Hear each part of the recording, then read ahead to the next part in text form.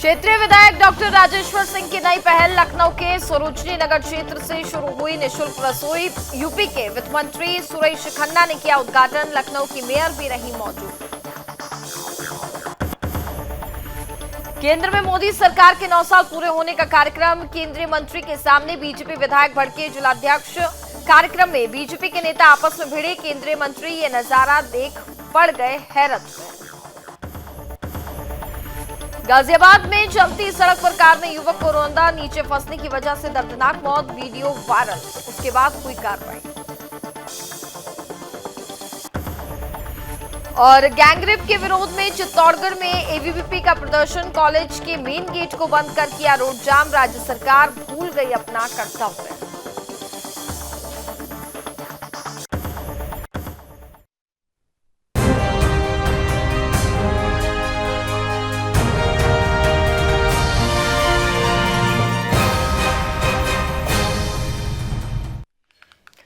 नमस्कार, मैं हूं आपके साथ कनिका अरोरा और आप देख रहे हैं सुदर्शन न्यूज। बुलेटिन की शुरुआत करेंगे इस वक्त की बड़ी खबरों के साथ। पहली खबर उत्तर प्रदेश की राजधानी लखनऊ से आपको बता दें, जहां लखनऊ के सरोजनी नगर इलाके में स्थानीय विधायक डॉक्टर राजेश्वर सिंह ने लोगों के लिए निःशुल्क रसोई की शुरुआत की है। और यूपी सरकार के वित्त मंत्री सुरेश खन्ना ने पूरे विधि विधान से इसकी शुरुआत की। वहीं लखनऊ की महापौर सुषमा खरकवाल भी इस मौके पर मौजूद रही। वहीं राजेश्वर सिंह ने कहा कि जिस प्रकार से देश के 80 करोड़ लोगों को प्रधानमंत्री द्वारा निःशुल्क राशन का वितरण किया जा रहा है, उसी की प्रेरणा से इस निःशुल्क रसोई का शुभारंभ भी किया जा रहा है। शुरुआत में ये रसोई क्षेत्र के लोकबंधु अस्पताल और साथ ही विधायक के जनसंपर्क कार्यालय में संचालित हुई। और आपको बता दें, जिसके बाद इसके अन्य केंद्र भी खोले जाएंगे।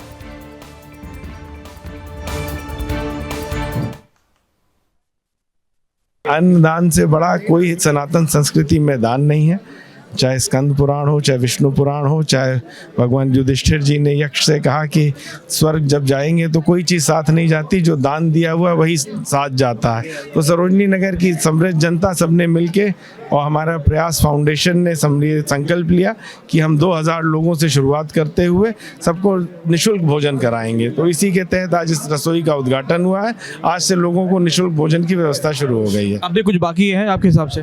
नहीं, अभी तो बहुत करना है, बहुत चीज़ें बाकी हैं। जनता को कोई कष्ट ना हो, जनता की सारी समस्याएं दूर हो, यही हमारा संकल्प है। हर व्यक्ति के चेहरे पे मुस्कुराहट देखना, यही हमारा संकल्प। जो अभी महापौर जी ने जिक्र किया जिसके लिए कि आप यहाँ छोड़ के जाएंगे तो बड़ी तकलीफ वाली बात है, इस वास्तव में ऐसी बात है? नहीं, ऐसा कुछ नहीं। मैं यही हूँ, जनता का भी मुझे 5 वर्षों तक ऋण उतारना है। जो जनता ने मेरे ऊपर विश्वास व्यक्त करके वोट दिया, उसका मुझे 5 वर्षों तक ऋण उतारना है। ये थे सरोजनी नगर विधानसभा के विधायक राजेश्वर सिंह जी, जिनसे हमने बात करी। और कैमरामैन सुशील के साथ अंशुमान दुबे, लखनऊ। खबरों में आगे बढ़ेंगे। अगली खबर चंदौली से है, जहां केंद्र में मोदी सरकार के 9 साल पूरे होने के उपलक्ष्य में ये कार्यक्रम पीडीडीयू विधानसभा के शिवाला में आयोजित किया गया था। और इसी दौरान बीजेपी विधायक पहुंचे और इसके साथ ही अव्यवस्था का आरोप लगाते हुए जिलाध्यक्ष से भिड़ गए।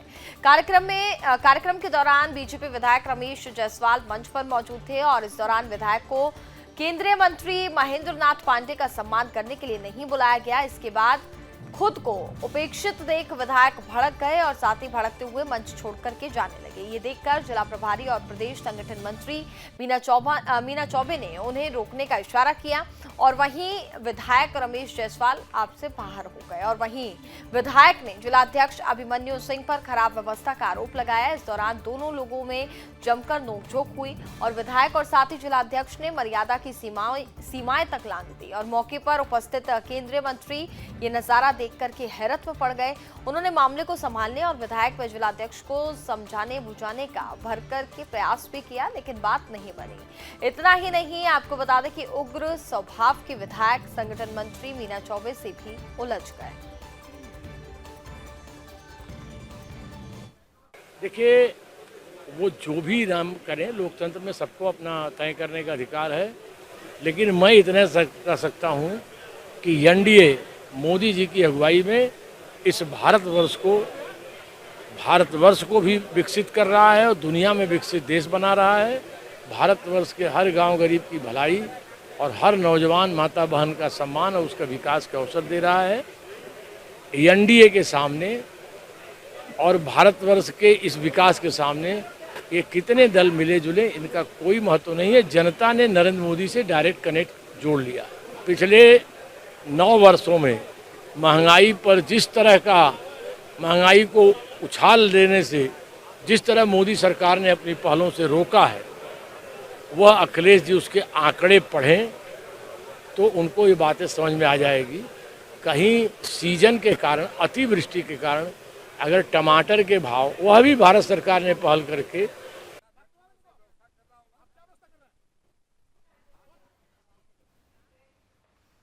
उत्तर प्रदेश के गाजियाबाद में एक रोंगटे खड़े कर देने वाला वीडियो सामने आया है, जिसमें देखा जा सकता है कि सड़क पर एक युवक बीच में बैठा है और बीजेपी विधायक प्रतिनिधि लिखी कार ने उसे रौंद डाला।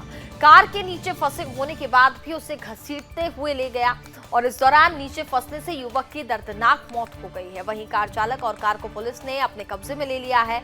पुलिस ने कार चालक सौरभ शर्मा को गिरफ्तार कर लिया है और साथ ही सौरभ शर्मा के खिलाफ गैर इरादतन हत्या का केस दर्ज किया गया है। ये पूरी घटना कविनगर के हापुड़ रोड की बताई जा रही है।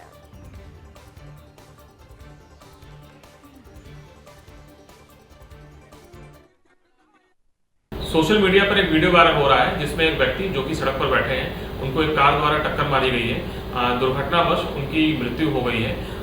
इस पूरे प्रकरण की जांच की गई तो ये थाना क्षेत्र कविनगर से संबंधित है, जिसके संबंध में थाना कविनगर पर पुलिस की ओर से गैर इरादतन हत्या के धाराओं में अभियोग पंजीकृत किया जा रहा है। इसमें मृतक की अभी तक शिनाख्त नहीं की जा सकी है।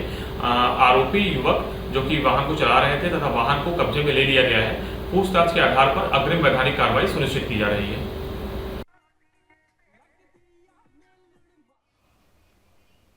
खबरों में आगे बढ़ेंगे। अगली खबर कानपुर से है, जहां पर मूलगंज पुलिस ने हिस्ट्री शीटर सैफ उर्फ भोलू जबर हत्याकांड के 11वें आरोपी शिबू को मंगलवार को अरेस्ट कर लिया है। फरार चल रहे शिबू पर पुलिस कमिश्नर ने 25,000 का इनाम घोषित किया था। मूलगंज पुलिस ने उसे सर्विलांस की मदद से अरेस्ट कर लिया है और शिबू ने अपने गैंग के साथ मिलकर के जघन्य हत्याकांड को अंजाम दिया था और दरअसल जेल में बंद सपा विधायक इरफान सोलंकी के साथी मन्नू रहमान के भाई मोहम्मद सैफ की 26 मई की रात मूलगंज की चौपेगोला में गोली मार करके हत्या कर दी गई थी। वहीं सैफ मूलगंज थाने का हिस्ट्री शीटर था और मामले में मृतक के भाई ने सलमान काना, उसके भाई आतिफ कादर, शिबू समेत 8 के खिलाफ मुकदमा दर्ज कराया था, जबकि जांच में 3 और नाम भी सामने आए थे। इस मामले में पुलिस ने ताबड़तोड़ कार्रवाई करते हुए एक के बाद एक 10 आरोपियों को जेल भेज दिया था।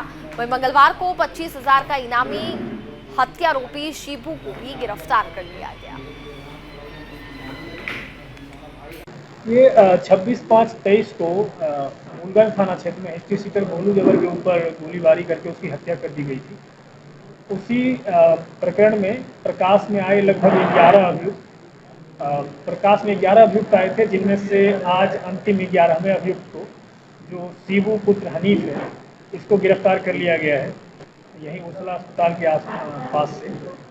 और ये इसके ऊपर श्रीमान पुलिस उपायुक्त पूर्वी महोदय ने 25,000 रुपये का इनाम भी घोषित कर रखा था, क्योंकि ये पिछले 50 दिनों से लगभग फरार चल रहा था।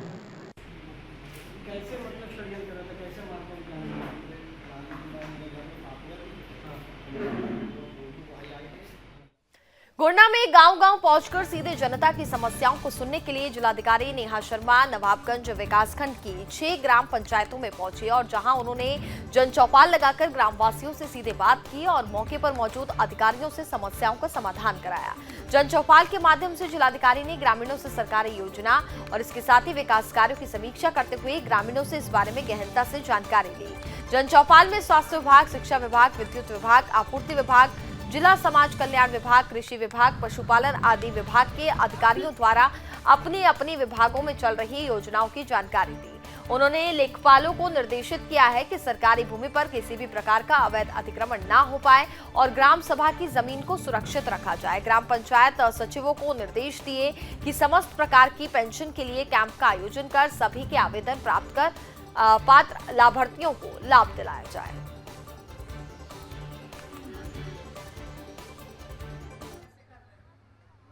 फीडबैक कई जगहों पर जहां रोड्स के कार्य शुरू होने में बहुत जगहों पर यहाँ जलमग्न होने की स्थिति है, तो रोड के कार्य को लेकर के बड़ी संपर्क मार्गों की स्थिति ठीक नहीं थी, तो कार्य शुरू हो गए। साफ सफाई व्यवस्था में एक मजबूती आई है, एक दुरुस्तीकरण हुआ है। और जहाँ पर ज़मीन के विवाद थे, अवैध चक्रोड पर कब्जे थे या सार्वजनिक भूमियों पे कब्जे थे, वहाँ भी टीम्स का गठन करके उन कब्ज़ों को मुक्त कराया गया है और समस्याओं का समाधान हुआ है। तो एक फीडबैक के रूप में अच्छा फीडबैक प्राप्त हो रहा है। अभी मैं इसका एक समीक्षा करूंगी, अब 1 महीना हो गया है तो एक समीक्षात्मक वो भी करूंगी, जहां पर हम लोगों ने जो निर्देश दिए हैं उस पर प्रतिपूर्ति नज़र नहीं आती है तो उस पर भी कार्रवाई होगी।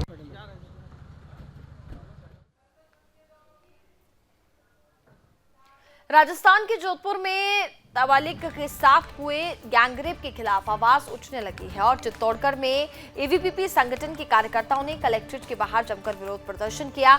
सभी कार्यकर्ताओं ने आरोपियों को जल्द से जल्द फांसी देने की बात कही है। वहीं छात्र संघ अध्यक्ष अदिति कंवर भाटी ने बताया कि जोधपुर के जेएनवीयू ओल्ड कैंपस में 16 साल की नाबालिग के साथ हुए गैंगरेप के विरोध में प्रदर्शन किया और आरोपियों को पकड़ तो लिया गया, लेकिन घटना की सही जांच होनी चाहिए। आरोपियों को फांसी की सजा देनी चाहिए। राज्य सरकार पुलिस के माध्यम से विद्यार्थी परिषद का नाम इस मामले से जोड़ रही है और ये बस चुनावी साल में लाभ उठाने और राष्ट्रवादी पवित्र संगठन की छवि खराब करने की साजिश रच रही है। और वहीं नगर सह मंत्री खुशी पांडे ने बताया कि दुष्कर्म का मामला निंदनीय है, इसकी कड़ी शब्दों में निंदा करते हैं और राज्य सरकार महिलाओं के प्रति अपने कर्तव्य को भूल गई है। आज तक लगातार बहन बेटियों और महिलाओं के सम्मान के लिए ये संगठन पूरे प्रदेश में लड़ रहा है। वहीं राजस्थान में कानून व्यवस्था की स्थिति दिन प्रतिदिन बद से बदतर होती जा रही है। प्रदेश सरकार की अध्यक्षता के कारण राज्य में महिलाएं सुरक्षित नहीं है। आज जेएनवीयू पुराना परिसर में एक नाबालिग छात्रा के साथ में सामूहिक दुष्कर्म का जो मामला सामने आया है वो अत्यंत शर्मनाक है। आप देखिए कि अपने राजस्थान राज्य में दिन प्रतिदिन महिलाओं के साथ होने वाले अपराधों में जो वृद्धि हो रही है वो ये दर्शाती है कि राज्य सरकार महिलाओं और छात्राओं की सुरक्षा के प्रति कितनी जागरूक है, कितनी चिंतित है। आप देखिए कि 4.5 सालों में 5700 केस महिलाओं के साथ अपराध के दर्ज हुए हैं। प्रतिदिन 18 केस बलात्कार के दर्ज होते हैं। ये दिखाते हैं कि राजस्थान सरकार की कानून व्यवस्था की जो जर्जर स्थिति है वो चिंताजनक है। और खबरों में आगे बढ़ेंगे और अब बात कर लेते हैं मध्य प्रदेश के ग्वालियर की, जहां ग्वालियर में आपको बता दें कि पीएचई कॉलोनी के पास खुले पड़े सीवर चैम्बर में गिरने से गंभीर घायल हुए पत्रकार अतुल राठौर मौत से लड़ते लड़ते हार गया और देर रात 2 बजे उसकी मौत हो गई। अतुल की मौत ने इस पूरे सिस्टम पर सवाल खड़े कर दिए हैं। शहर में खुले सीवर चैम्बर ने नौजवान युवक की जान ले ली और यहां अफसरों ने जिम्मेदारी तक नहीं ली है। हैरानी की बात यह है कि इस मौत का आखिरकार जिम्मेदार कौन है? वही नगर निगम और पीडब्ल्यूडी जैसी एजेंसी एक दूसरे पर टाल मटोल कर रही है। दरअसल निगम के अनुसार पीडब्ल्यूडी रोड बना रहा था और चैम्बर का जिम्मा उनका था। वहीं आपको बता दें कि उधर पीडब्ल्यूडी के अनुसार चैम्बर निगम का जिम्मा है। अतुल की मौत के बाद परिजन व साथी मीडिया कर्मियों ने हजीरा चौराहे पर शव रख करके चक्का जाम किया।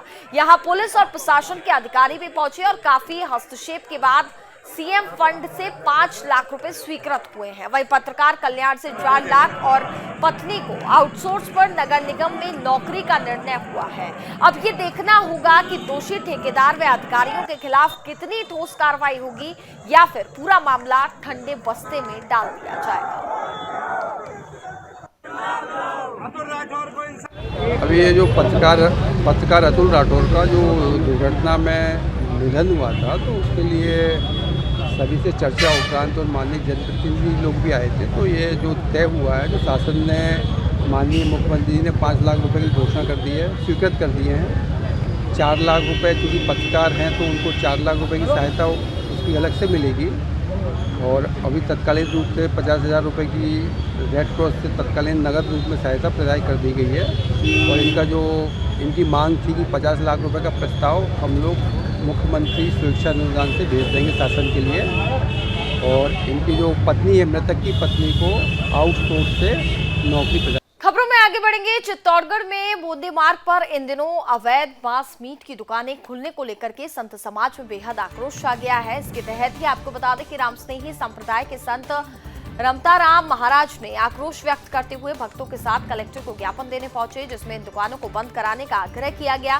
साथ ही चेतावनी भरे शब्दों में कहा गया है कि शीघ्र ही इन पर कार्रवाई नहीं हुई तो संत समाज भक्तों सहित इन्हें बंद कराने के लिए सड़क पर आंदोलन करेगा। इस मामले में संत समाज के लोग ने बूंदी मार्ग स्थित रामद्वारा सैकड़ों वर्ष पुराना धार्मिक स्थल है और पास में ही एक अन्य धार्मिक स्थल भी है। वहां मार्ग पर पूर्व में कोई भी मांस की दुकान नहीं थी, परंतु विगत 1-2 वर्षों में धड़ल्ले से मांस की दुकानें खुलना प्रारंभ हो गई हैं। ऐसे में आने जाने वाले भक्तों को उनकी धार्मिक भावनाओं को आहत होता है और संत समाज ने भक्तों के साथ अवैध दुकानों को शीघ्र से शीघ्र ही बंद कराने की मांग की है, नहीं तो जन आंदोलन किया जाएगा।